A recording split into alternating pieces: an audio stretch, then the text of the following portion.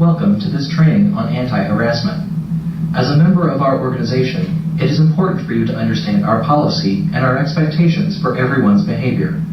We have a strong commitment to providing safe and positive learning environments for both the students and staff in each of our programs.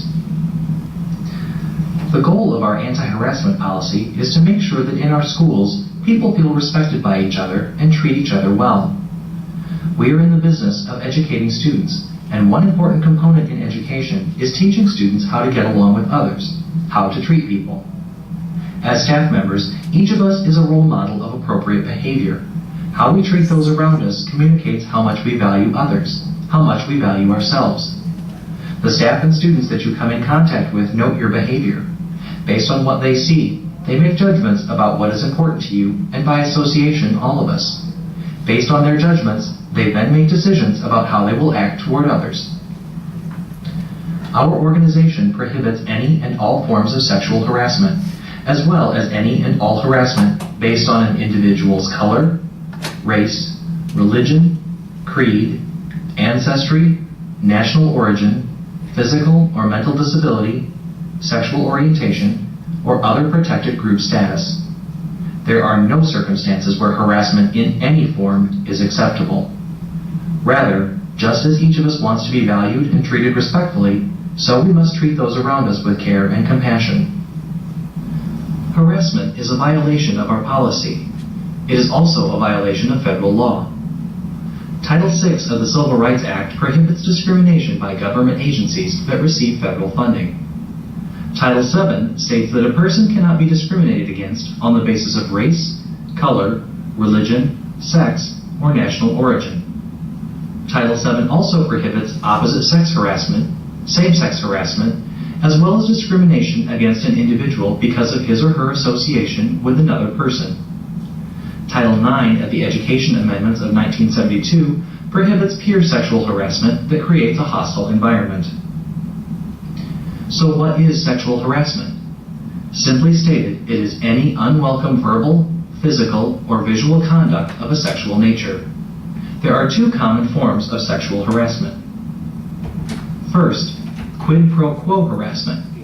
This form of harassment requires the person to submit to unwanted sexual behavior as a condition of employment, as a means to gain a promotion, or for students as a way to receive a passing grade.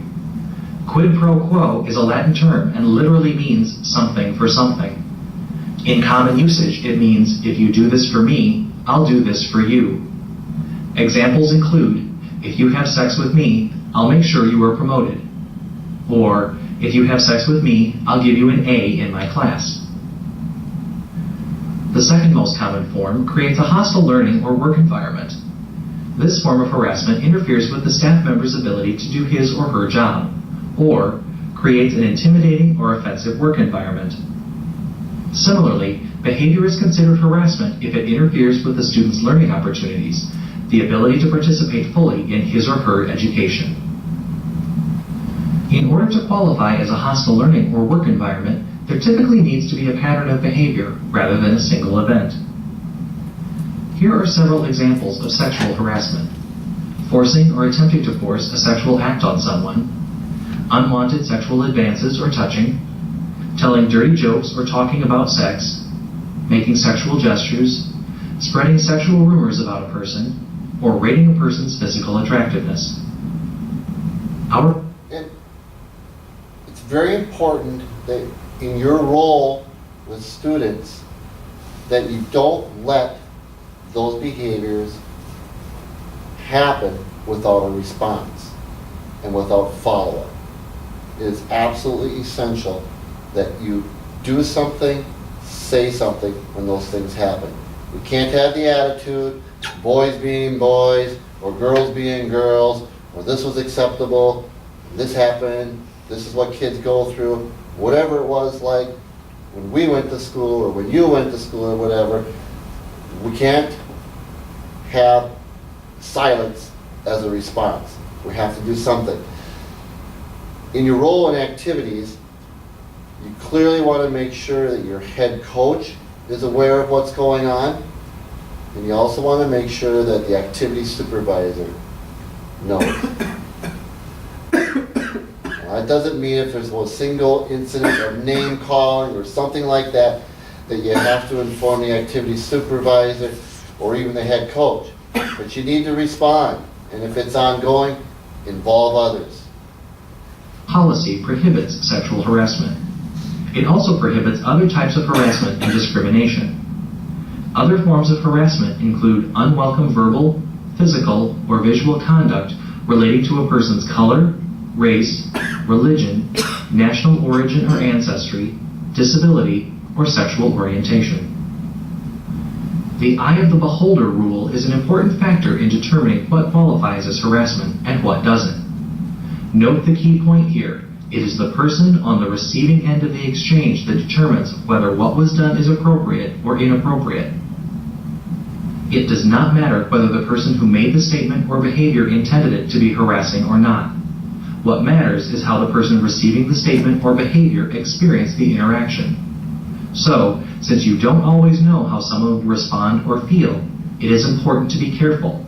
Be sensitive to those around you. Remaining vigilant of what you say and do as you move through your workday is critically important. There are 3 specific components in our policy. 1. No one can harass or intimidate anyone else on school property while engaged in school activities or while doing school business. Harassment can be student to student, staff to staff, or staff to student. 2. Consistent with federal law, our policy additionally requires staff members to actively do something when they observe harassment or when harassment is reported to them by a student. When you see it or hear about it, you have to do something about it. You cannot ignore it or walk away. 3. Good faith reporting. Our policy prohibits anyone from retaliating against someone who reports harassment in good faith. However, making a malicious report against someone to get someone in trouble may be subject to disciplinary action. If you see a student being harassed, take action to stop it, and then make sure that you let the principal and/or one of the organization's human rights officers know what happened and how you handled it. If a student tells you that he or she is being harassed, support the student. Make sure he or she is safe. Help him or her talk to a clinician or administrator about the situation. Just as you have responsibilities regarding harassment, the organization has responsibilities as well. The organization's human rights officers will promptly take steps to protect students and staff members from harassment, promptly investigate all reports of harassment, and take appropriate action when the policy has been violated. Students can make a harassment report to the principal, teacher, clinician, or any staff member in the building and be assured that that person will help. If a student reports harassment to you, you must respectfully listen to the student, ensure that he or she is safe, and assure the student that you will report the incident to the principal or human rights officer. Or activity supervisor. You must always report the incident. Never deal with these situations on your own. Even in instances where you doubt the accuracy of the report, you must pass the information on to the principal or a human rights officer. Activity supervisor.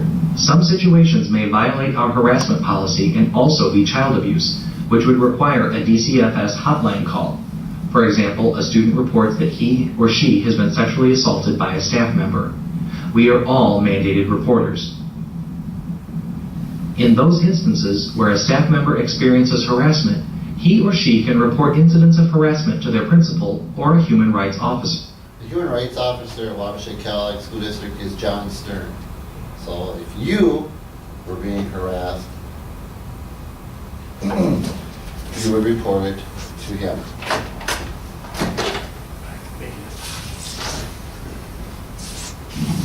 For a formal report, we ask that a written report be completed. Staff members may also choose to handle the situation less formally. Human rights officers are good resources for helping staff decide how to handle the situation. All formal reports are investigated. Some situations can be handled less formally if requested by the person making the report. The investigation may include interviews of all parties involved in the situation, as well as any witnesses. Any written evidence, like letters or drawings, may be reviewed.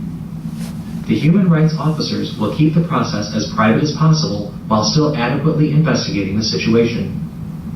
In student-to-student situations, The Human Rights Officer will notify the parents if it is in the best interest of the student to do so. There is a requirement to notify parents in all situations in which a staff member is involved. The investigation will be completed within 14 days with a written report of the findings to the organization's lead administrators. Harassment may be resolved in a number of ways, depending on the nature of the situation.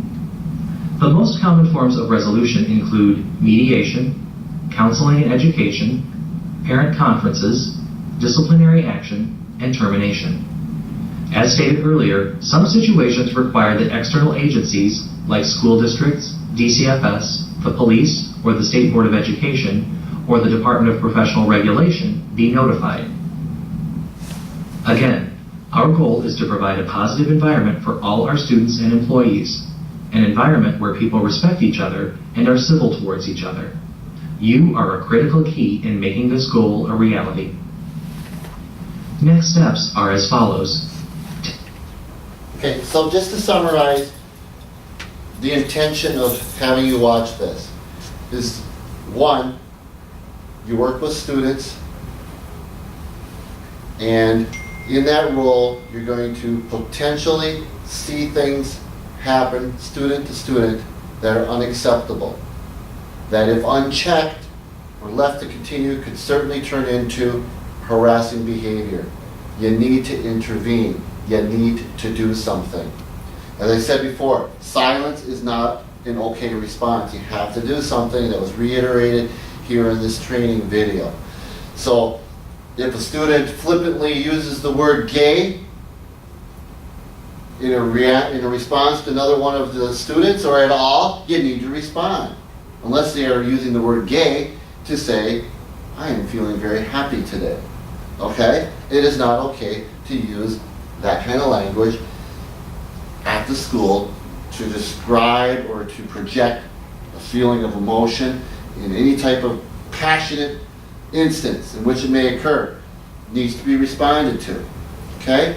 If there's things going on and you're observing things that are happening student to student and you think something might be going on, you're not for sure, pull aside the kid that you think something's happening to and ask them, is everything okay? Don't do it in front of everybody. Because one thing that we found here at the school is that if you go and confront the two kids together, unless there's something blatantly going wrong and you know something's happening, oftentimes the kid who's something's happening to isn't going to say anything. They're going to save face. I mean, they do not want to tell if they think that it's going to be known that they told. Okay, they are scared. They truly are. And they're going to try to save face and say everything's all right. I've run into that over and over again.